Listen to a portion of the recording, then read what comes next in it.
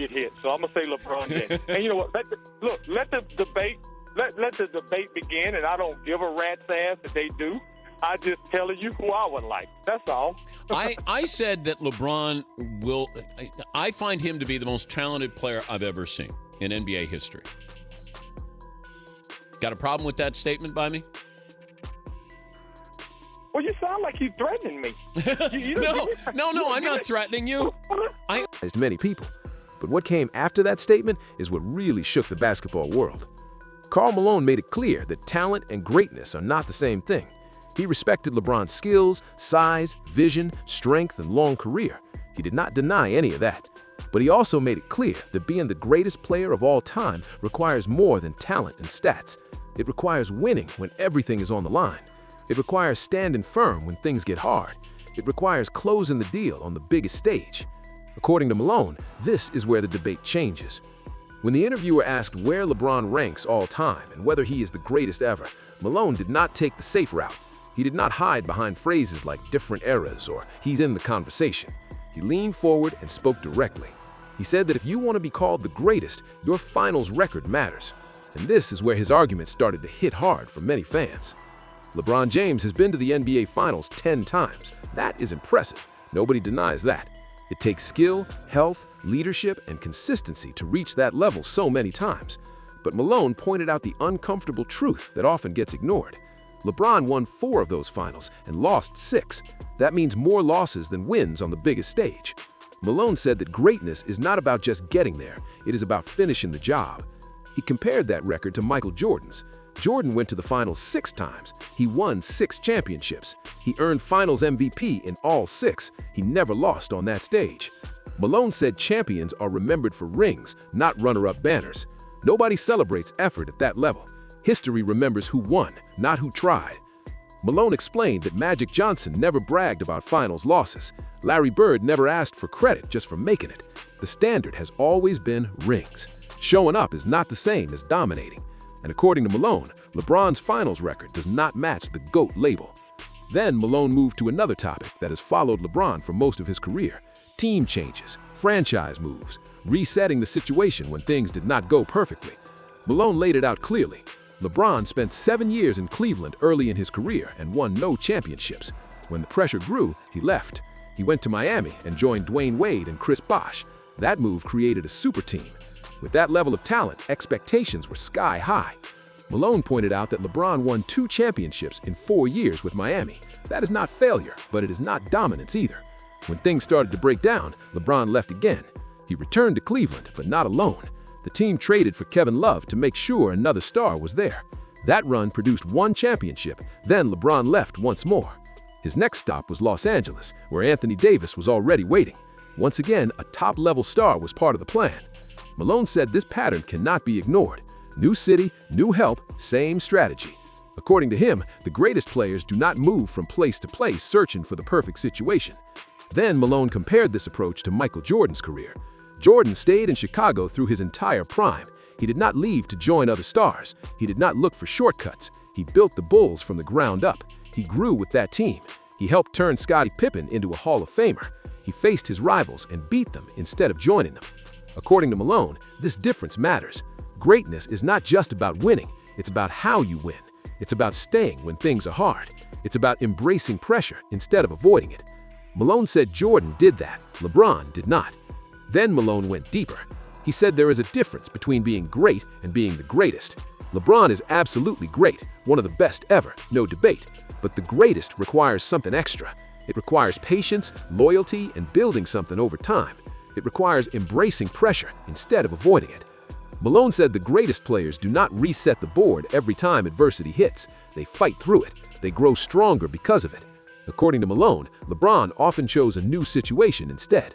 Then Malone talked about something that cannot be measured by stats or highlights: killer instinct. He explained it simply. When the game is tied and the clock is running out, some players want the moment. They demand the ball. Michael Jordan wanted that shot. Kobe Bryant wanted that shot. They did not look to pass. They looked to end the game. Malone asked a question that made many people uncomfortable. How many times have we seen LeBron pass in those moments? How many times has he kicked the ball out instead of taking the final shot? Malone said it happens more than fans want to admit. And while the pass might be the right play on paper, greatness is about owning the moment. Then Malone brought up the series that still follows LeBron to this day, the 2011 NBA Finals against Dallas. This was supposed to be LeBron's moment. First year in Miami, a stacked roster, heavy favorites. Instead, LeBron struggled. He averaged under 18 points per game. In the fourth quarters, he faded, he deferred, he hesitated. Dallas won the series in 6 games. Malone said that moment matters. No stat line can erase it. No highlight reel can rewrite it. When the lights were brightest, LeBron did not take control. And according to Malone, that is not GOAT behavior. What made Malone's comments even louder was what happened next: silence. LeBron did not respond. No tweets, no subtle shots, no statements. For one of the most online athletes in sports, that silence stood out. It looked less like confidence and more like damage control. Other former players began to speak, but more carefully. Some liked posts, some spoke vaguely about championship DNA. Nobody said it as directly as Malone, but the message was there. Malone also made it clear that this was not hate. He respected LeBron's career. Feel it. Oozing out. You can feel it. You can feel it just oozing out. Yeah. Who would you rather have as a teammate? Jordan or LeBron? Or LeBron? You got a man. Hold on. Do you have a man crush on Michael Jordan today? What's the deal here? I don't know. I'm just asking that question here. Hold on. Short. He had great numbers, MVPs, finals appearances, but no championships. And because of that, he never called himself the greatest. He understood where the line is drawn. That is why his words hit differently. He was not speaking from bitterness. He was speaking from honesty. He lived it. He felt it. He knew what winning at the highest level requires. Malone ended by reminding everyone why Michael Jordan is still the standard. 6 championships, 6 finals MVPs, 1 team, 1 city, 1 legacy. No shortcuts, no resets, just dominance.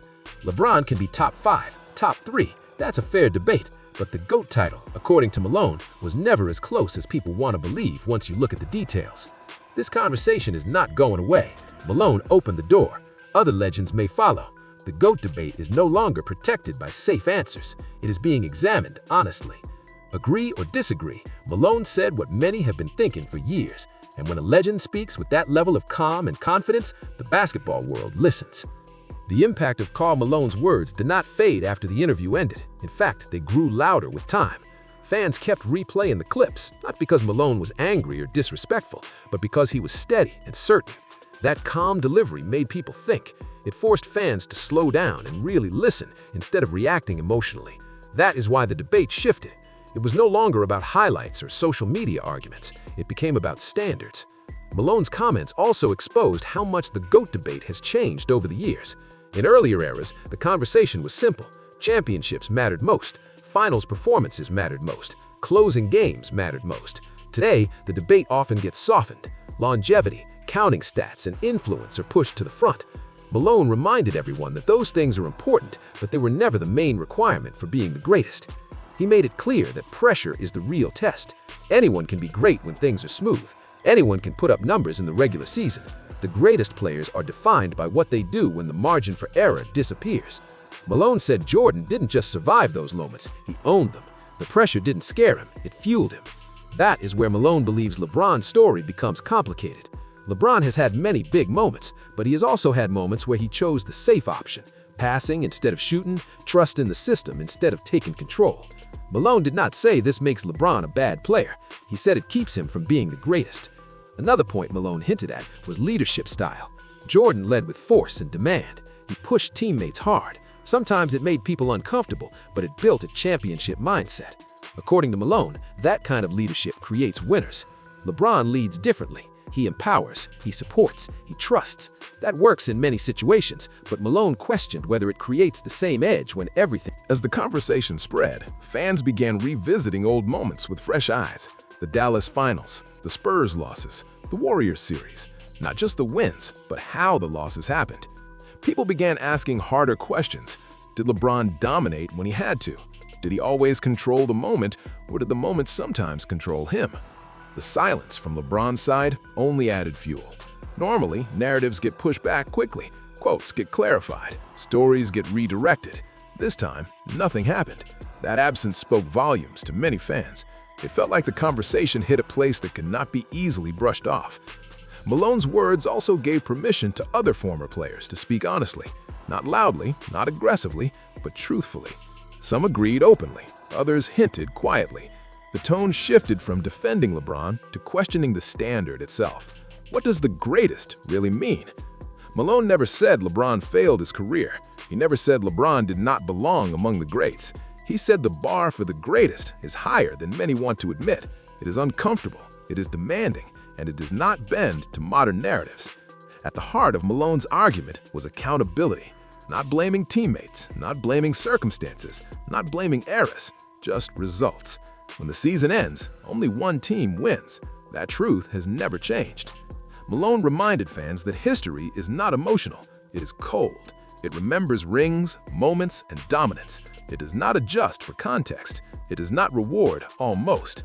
That is why Jordan's legacy still stands untouched at the top. As the debate continues, one thing is clear. Karl Malone did not attack LeBron. He challenged the definition of greatness. He forced fans to separate admiration from legacy, skill from standard, great from greatest. And whether people agree with him or not, that conversation is now impossible to ignore. The longer people sat with Karl Malone's words, the more they realized this was not about disrespect, it was about honesty. Malone was not trying to tear LeBron down.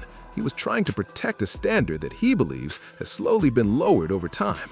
In his view, the greatest title should not be flexible. It should not change based on popularity or media pressure.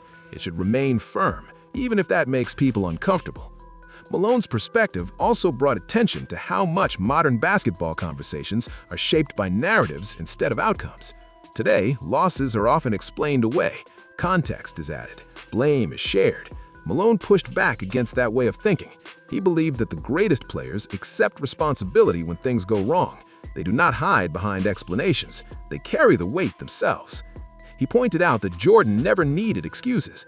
When Jordan lost early in his career, he did not ask for understanding. He did not ask fans to wait patiently. He worked harder, came back stronger, and changed the result. Malone said that response is what separates legends from icons. Another key part of Malone's message was patience. He believed Jordan's legacy was built over time, not rushed. Jordan failed before he succeeded, but he stayed in place and grew. Malone contrasted that with LeBron's career, which often involved changing situations to speed up success. Malone did not deny that this strategy worked at times. He questioned whether it represented the highest form of greatness. Malone also addressed the idea of influence. Many fans argued that LeBron's influence on the game, on player movement, and on empowerment should count heavily in the GOAT debate. Malone did not dismiss that influence. He simply said influence is not the same as dominance. Changing the league is different from ruling it. He reminded people that Jordan's influence was not planned, it was earned. The league changed because Jordan forced it to. Defenses changed, marketing changed, global attention followed naturally. According to Malone, Jordan did not shape the game by choice. The game shaped itself around him. As fans debated Malone's comments, another question surfaced. Would today's NBA allow a Jordan-like figure to exist in the same way? The league is faster, more open, and more offense-friendly. Stars are protected more. Malone did not answer that directly, but his words suggested that true greatness finds a way in any era. Malone believed the great ones do not wait for perfect conditions. They create them. They adapt without asking for comfort. That belief is central to why he views Jordan differently than LeBron. He also spoke about fear, not in a dramatic sense, but in a competitive one. Malone said opposing teams feared Jordan. They felt his presence before the game started. There was no comfort, no belief that he would defer. That mental edge mattered. Malone questioned whether LeBron inspired that same fear consistently. This does not mean LeBron was not respected. He was, deeply. But respect and fear are not the same. Fear changes how opponents play. Fear tightens decisions. Fear creates mistakes. Malone believed Jordan owned that psychological space. As more former players reflected on Malone's comments, the idea of finishing kept coming up. Not starting strong, not building leads, not playing smart basketball. Finishing, ending games, ending series, ending debates. Malone said Jordan finished. LeBron, in Malone's view, sometimes shared the ending, sometimes passed it, sometimes waited for the right play instead of demanding the final one. Again, Malone did not say this was wrong basketball. He said it was different greatness.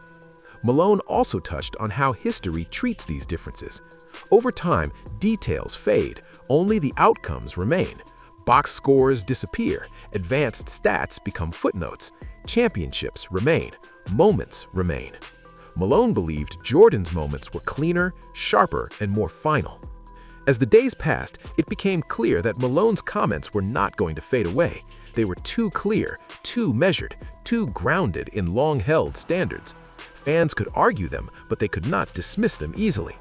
What made this moment stand out was that Malone spoke without fear of reaction. He did not worry about headlines or online backlash. He did not soften his words. That confidence gave his opinion weight. In the end, Malone's message was simple. LeBron James is one of the greatest players to ever touch a basketball. His career deserves respect. His talent is undeniable. His longevity is historic. But the greatest of all time is a different category with different rules. That category is not decided by popularity. It is not decided by stats alone. It is decided by dominance when everything is at risk, by finishing when it matters most, by standing alone at the end. Karl Malone believes that bar still belongs to Michael Jordan, and until someone meets it without exceptions, the standard remains exactly where it has always been.